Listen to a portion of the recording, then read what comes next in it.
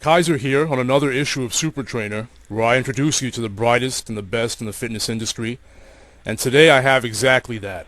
A trainer with one of the most diverse and probably coolest training practices that I've ever seen. With a huge training business, working with professional football players, and a Nike sponsorship himself. You've got to say he's doing it all. Of course I'm talking about Jason Hadeed. Welcome, Jason. Hey, how you guys doing? Good, good. I mean, I talked about all the things you do. I mean, if it sounds like I'm gushing over you, I'm a fan of yours. It's 'cause I am. I mean, you got to be you got to be in this business to really appreciate what you did. I mean, you also were a strength coach on the Olympic level with the '96, '98 bobsled team, and a coach with the Ravens and the Redskins of the NFL. Now, that's the first thing I want to get out of the way. I think a lot of new trainers, they're going to be intimidated by your resume and may not even want to get started or get too active at all. So can you just explain to me, how did you get started as a trainer first off? Well, oddly enough, it's a pretty funny story.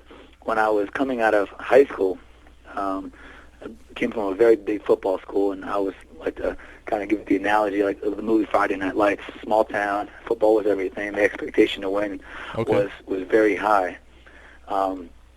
And training was something that we had to do. I'm from 88 to 92 is when I was in high school, and something I became very passionate in. But when I got to college, I entered my major as pre-dentistry. Wow. My uncle at the time, and still is a orthodontist and a periodontist. And I just figured, you know what, I was really good at science and understood, that maybe that was what I was going to pursue. I eventually met the guy who really changed my training philosophy, John Philbin, the summer, I believe, of '93, and went through a camp that he was putting on, and we was teaching high-intensity training principles.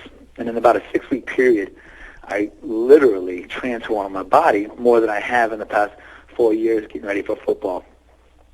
I was really intrigued by it, and then trying to understand the basic science applications, and the reasoning behind it. I was never given a reason to why we did what we did in high school, and that was fine. We're dealing with football coaches, and they were doing their best. We had some darn good football coaches. But there was really never a reason why certain exercises were on certain days, and, I didn't know anything about recovery. I thought more was better. So as I started learning, I became really interested in this, and that all of a sudden sparked, like, my passion for dealing with athletes. Prior to that, it was more bodybuilding for me because I was just trying to look good for the ladies. Uh-huh. I was trying. Yeah. And that was the opposite part of that word, that sentence. All right. So that really began, like, the actual passion for me, right there. Oh, okay. And then just with building your resume, how did that actively start to grow? I mean, did that just come out of your passion, or did you really have a plan for what you wanted to do in this business?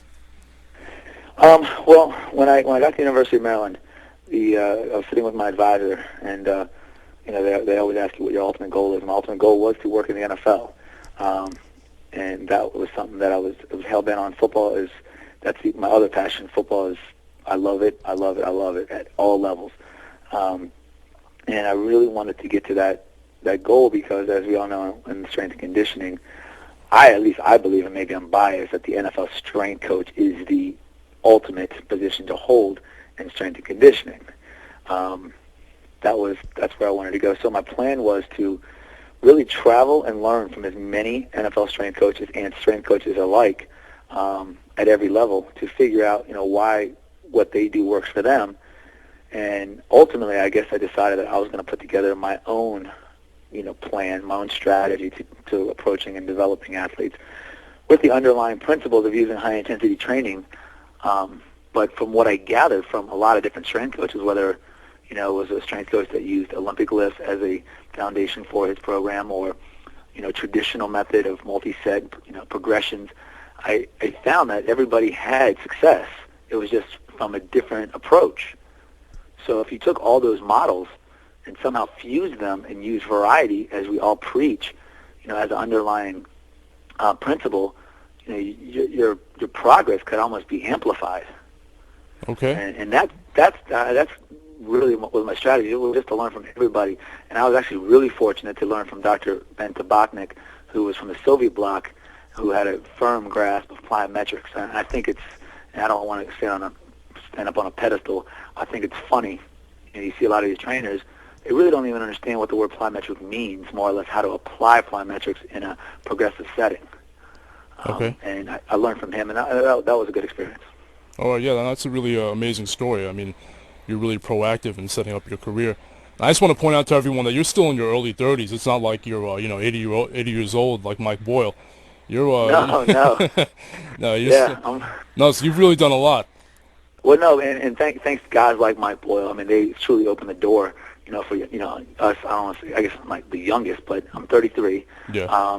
Those are guys that opened doors for us, and made this truly a profession. Yeah. So, my hat's off to those guys that came before us. Yeah, now, in terms of a home base, just everyone, Jason's the owner of Elite Athletic Training Systems in Germantown, Maryland, not far from D.C.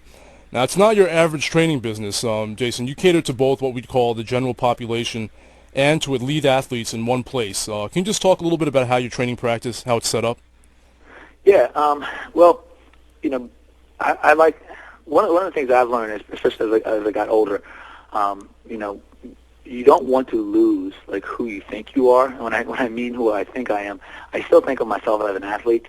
I still play basketball, in the mornings with my buddies from high school. And it's early in the morning now because we all have jobs, but we still think we're pretty athletic. What I get turned off to is when people try to peg my age range or a little higher, as if we're all of a sudden now sedentary. We have to do things a little less active. And so my goal was early on was to market my services to athletes with the idea that people my age